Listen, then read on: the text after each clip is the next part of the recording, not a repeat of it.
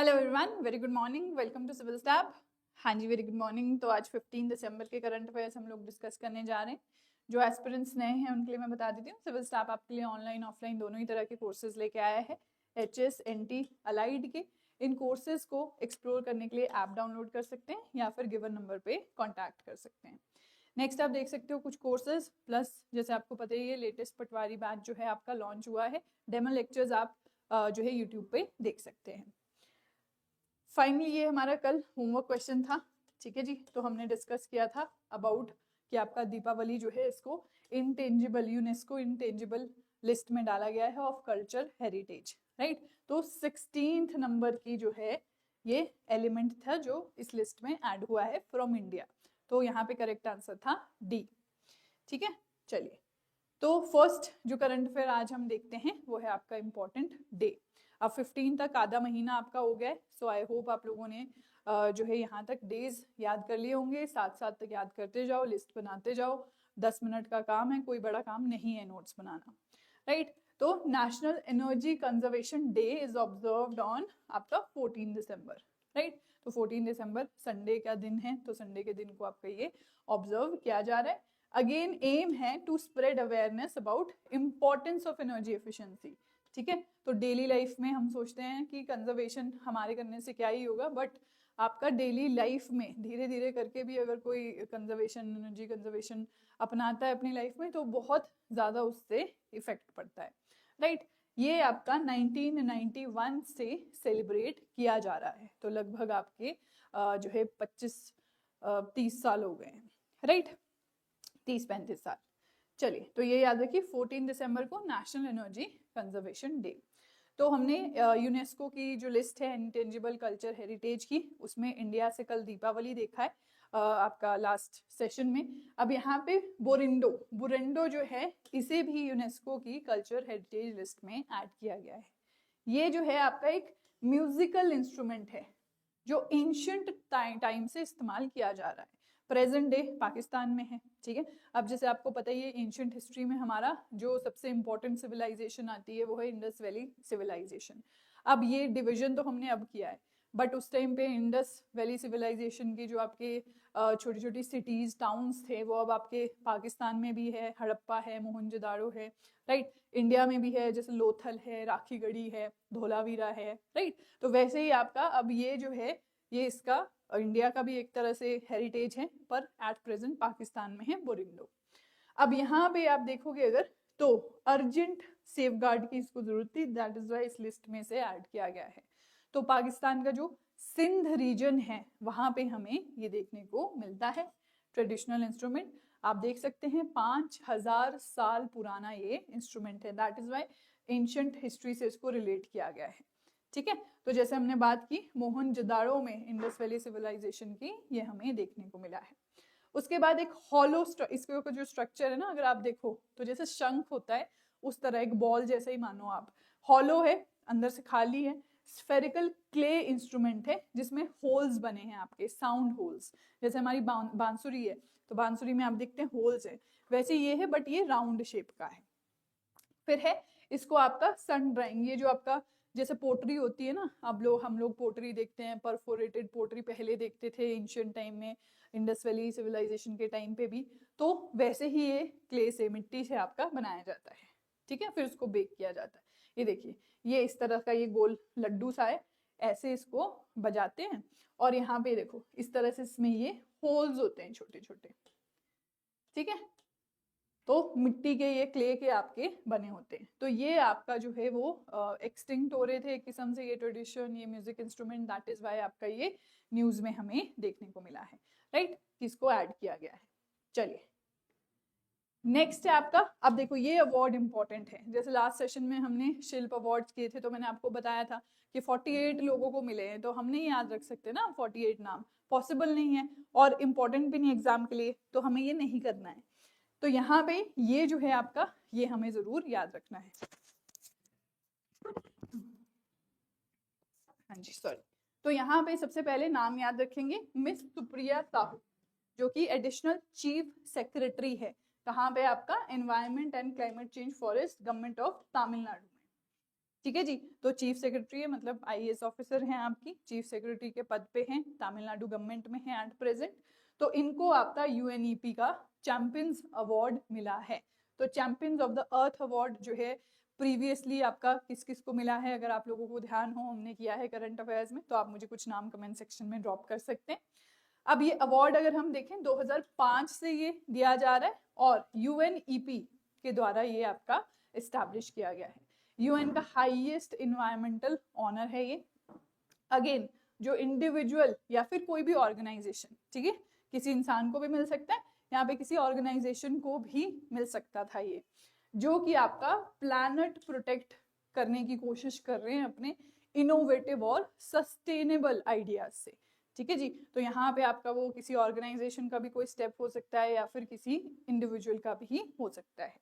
फिर यहाँ पे आप देख सकते हो फोकस एरियाज क्या हैं, क्लाइमेट चेंज हो गया, बायोडाइवर्सिटी लॉस हो गया, पॉल्यूशन है, वेस्ट रिडक्शन है।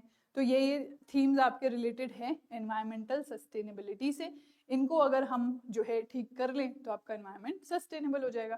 सो दैट इज वाई यहाँ पे इन फील्ड्स पे जो वर्क कर रहा है सस्टेनेबिलिटी या फिर आपका इनोवेशन लाने की, उसको ये अवार्ड दिया जा रहा है, राइट। तो यहाँ पे नाम याद रखेंगे मिस सुप्रिया साहू।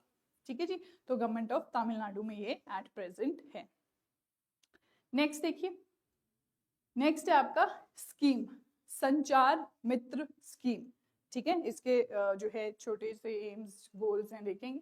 अब यहाँ पे आपका देखो, गवर्नमेंट ने लोकसभा में इन्फॉर्म किया है कि 222 एजुकेशनल जो आपके इंस्टीट्यूशंस हैं पूरे इंडिया में, पूरे भारत में, वो पार्टिसिपेट कर रहे हैं इस स्कीम में, जिसका नाम है संचार साथी स्कीम, मित्र स्कीम।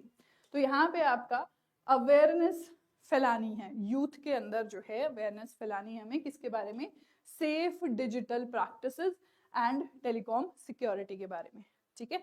तो दिस इज द एज कि आपका जहाँ पे साइबर क्राइम्स हमें बहुत देखने को मिल रहे हैं और बहुत ही जो इनोवेशन है वो साइबर क्राइम्स में बढ़ती ही जा रही है, राइट। अब हमारा डेटा इज आउट देयर, तो हमारा हर फील्ड में कहीं भी किसी वेबसाइट पे लॉगिन करते हैं, कुछ शॉपिंग करते हैं, तो क्या है, हमारी ईमेल आईडी जाती है, फोन नंबर जाता है, तो डेटा का बाजार लगा हुआ है। तो यहाँ पे साइबर क्राइम वाले इसको यूज कर रहे हैं। तो ये आपका स्कीम जो है बेसिकली सेफ डिजिटल प्रैक्टिसेस के लिए किया गया है, शुरू किया गया है। तो यूथ ओरिएंटेड इनिशिएटिव है ये डिपार्टमेंट ऑफ टेलीकम्युनिकेशन का। ठीक है। तो बेसिक एम आप इसका समझ गए। अब यहाँ पे स्टूडेंट वॉलंटियर्स को ट्रेन करना है, इनको संचार मित्र बनाना है, राइट, ताकि खुद भी समझेंगे और आगे भी अवेयरनेस स्प्रेड करें। ठीक है जी। सेफ डिजिटल बिहेवियर, जैसे आप बहुत सारे जो है वो वार्निंग्स भी सुनते हैं कि अपना ओटीपी किसी को ना दें, बेसिक चीजें हम सुनते रहते हैं, राइट। वैसे ही सेफ डिजिटल बिहेवियर इन्हें सिखाना ताकि ये आगे भी सिखाएं।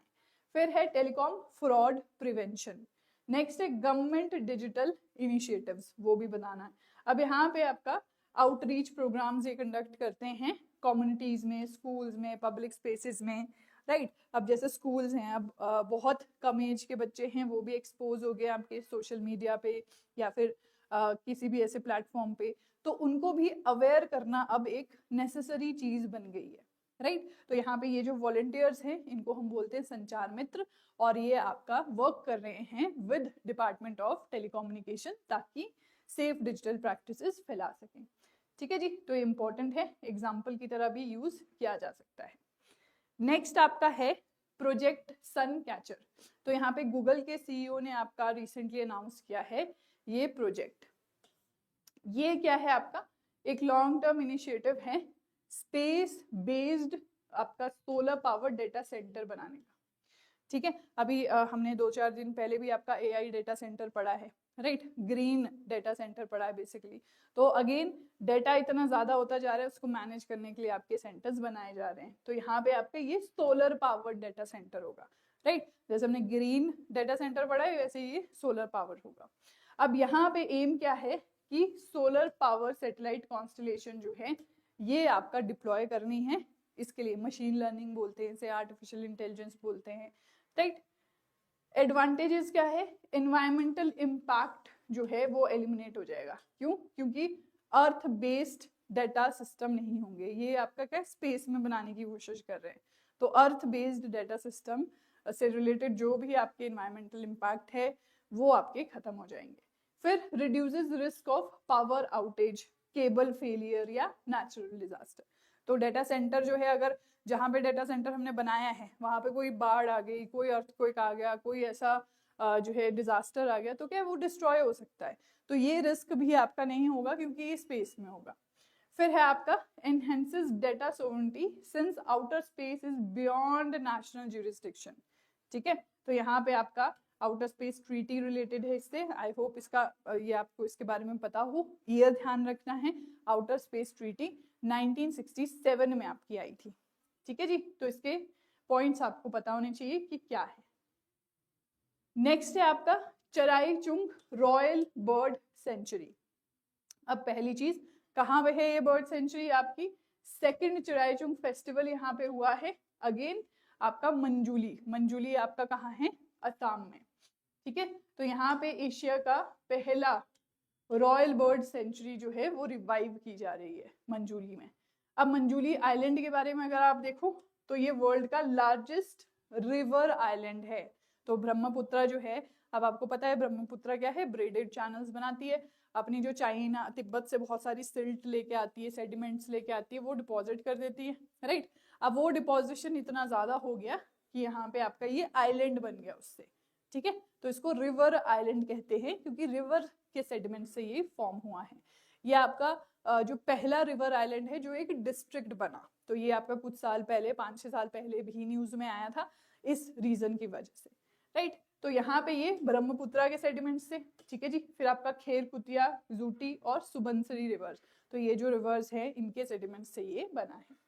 एशिया का पहला प्रोटेक्टेड बर्ड सेंचुरी है ये जो हम चराई चुंग बर्ड सेंचुरी की बात कर रहे हैं, राइट। तो क्यों? 1633।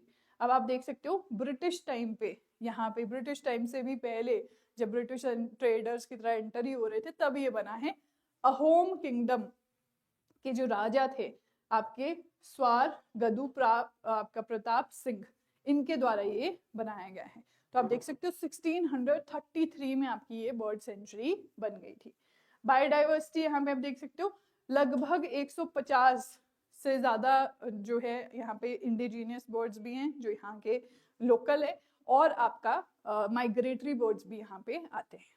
ठीक है, तो ये पॉइंट्स आप थोड़े ध्यान में रख सकते हो, काफी इंपॉर्टेंट पॉइंट्स हैं यहाँ पे चराई चुंग रॉयल बर्ड सेंचुरी के बारे में। नेक्स्ट है, तो जो सैटरडे को हमने न्यूज़पेपर हाइलाइट्स देखे थे वहां पे आपने देखा था एक आर्टिकल आया था रिगार्डिंग वर्ल्ड इनइक्वालिटी रिपोर्ट। ठीक है जी, तो 2026 में ये रिपोर्ट निकली है। सबसे पहली चीज 3rd एडिशन है, और किसने निकाली है? World inequality lab. ठीक है, वर्ल्ड इनइक्वालिटी लैब जो है उसके द्वारा ये निकाली गई है।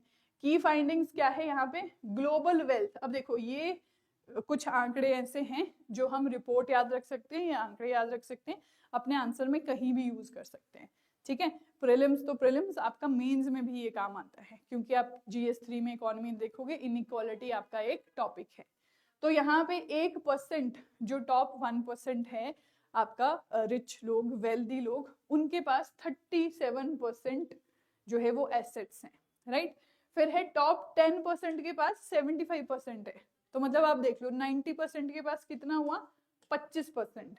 तो जो 90% वर्ग है आपकी सोसाइटी का, उनके पास आपका सिर्फ 25% वेल्थ है। इंडिया को देखो, इंडिया में टॉप 1% है ना, ये अंबानी अडानी, इनके पास 40% वेल्थ है। ठीक है, आधे, ऑलमोस्ट आधी वेल्थ है इनके पास।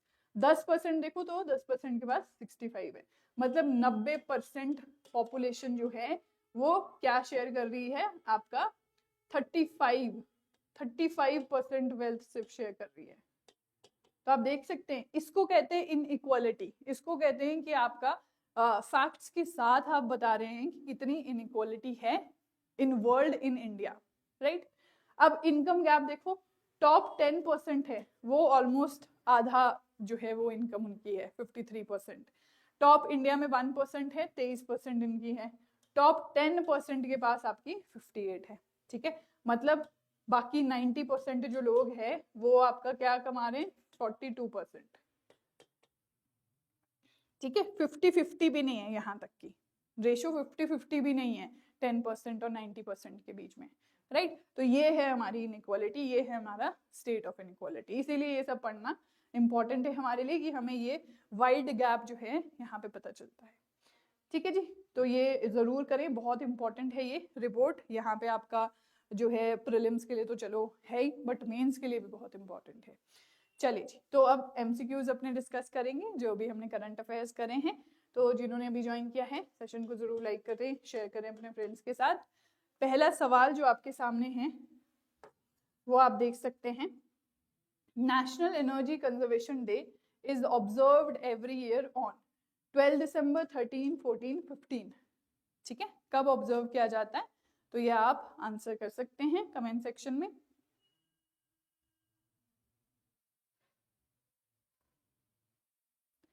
चलिए, तो यहाँ पे करेक्ट आंसर है संडे 14 दिसंबर को हमने देखा कि ये डे आपका ऑब्जर्व किया जा रहा है, तो correct answer is C. Next सवाल जो है आपका वो है, Borindo recently inscribed on UNESCO's list of intangible culture heritage in need of urgent safeguarding belongs to. ठीक है, अब बोरिंडो कहाँ से? अब हमें लगेगा हो सकता है कि करंट अफेयर में देखा हो, कहीं लगे कि देखा है तो इंडिया से ही होगा, राइट। तो यहाँ पे आपको किसी और कंट्री से भी हो सकता है, ध्यान रखना है। इंडिया, नेपाल, पाकिस्तान, अफगानिस्तान, ये आपके पास ऑप्शंस हैं।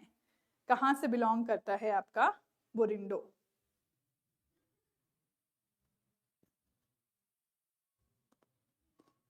चलिए, करेक्ट आंसर है यहाँ पे सी। ठीक है जी, पाकिस्तान से बिलोंग करता है आपका बोरिंडो। इसकी पिक्चर भी हमने देखी है किस तरह से होता है, मोहनजोदाड़ो में है ये, एंशियंट जो 5000 साल पुराना ट्रेडिशनल इंस्ट्रूमेंट है। नेक्स्ट है, कंसिडर द फॉलोइंग स्टेटमेंट्स। पहली है, the champions of earth award is the United Nations highest environmental honour. Second है, it recognises contribution in climate change, biodiversity protection, pollution control and waste reduction. तीसरा है, only individuals are eligible. Correct statement आपको यहाँ पे बतानी है, कौन सी स्टेटमेंट करेक्ट है।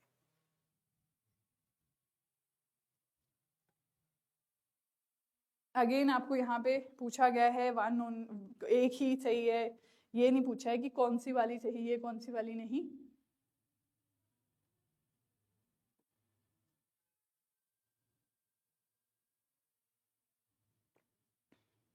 ठीक है जी, चलिए, तो यहाँ पे करेक्ट आंसर है बी।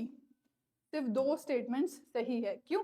क्योंकि यहाँ पे इंडिविजुअल ओनली नहीं है, इंडिविजुअल्स और ऑर्गेनाइजेशंस को भी ये अवार्ड दिया जा सकता है। तो first and second statement correct है, थर्ड आपकी गलत है।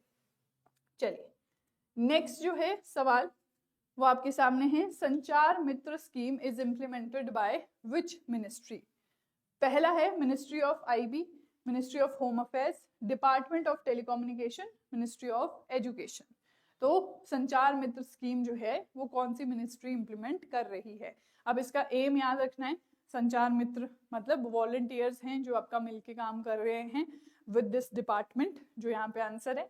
तो मिलके काम करें ताकि अवेयरनेस फैला सके सेफ डिजिटल यूजेज के ऊपर, राइट। तो करेक्ट आंसर आपका है डिपार्टमेंट ऑफ टेलीकम्युनिकेशन। चलिए, नेक्स्ट सवाल आपका है, which of the following is not an advantage of project Suncatcher? पहला, eliminates environmental impact of land-based data center. Second, reduces risk from natural disaster and outage. फिर है, ensures data sovereignty due to outer space treaty. Fourth है, allow nations to claim exclusive ownership over orbital space. हाँ जी, तो क्या advantage है इस project की, ये आपसे यहाँ पूछा जा रहा है। क्या एडवांटेज नहीं है? 3 है, इसमें से एक गलत है।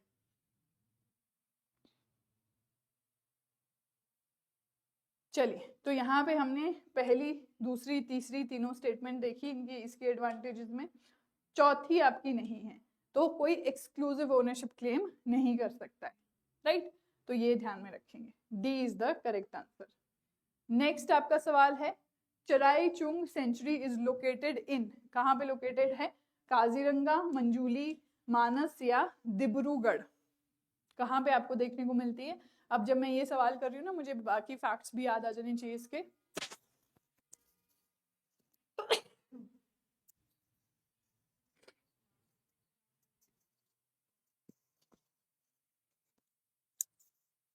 हाँ जी, चलिए, तो अहोम किंग ने बनाया था आपका ये 1633 में, ठीक है, बहुत पुरानी बर्ड सेंचुरी है, 150 से ज़्यादा आपकी यहाँ पे माइग्रेटरी और इंडिजीनियस स्पीशीज हमें बर्ड्स की देखने को मिलती है, राइट। तो करेक्ट आंसर इज आपका पहला रिवराइन आइलैंड जो है असम में, मंजूली आइलैंड, राइट। चलिए नेक्स्ट देखते हैं। नेक्स्ट आपका है होमवर्क क्वेश्चन, ठीक है। तो यहाँ पे आपका वर्ल्ड इनइक्वालिटी रिपोर्ट किसने रिलीज किया है? तो आज जो सबसे ज्यादा इम्पोर्टेंट मैं कहूंगी वो आपका ये रिपोर्ट ही है, जो आपको प्रीलिम्स मेंस दोनों में ही आपको इम्पोर्टेंस होल्ड करेगा, ठीक है जी। तो ये जरूर इसको थरली देखिए। चलिए, तो ये हमारे कुछ कोर्सेज हैं जो आप ज्वाइन कर सकते हैं, प्लस पटवारी बैच रिसेंट है वो ज्वाइन कर सकते हैं आप लोग। ये फाइल आपको हिंदी इंग्लिश दोनों में ही मिल जाती है हमारे टेलीग्राम चैनल पे, वहां से आप इसे डाउनलोड कर सकते हैं, ठीक है जी। तो आज यहीं पे अपनी क्लास एंड करते हैं। Thank you so much and have a nice day.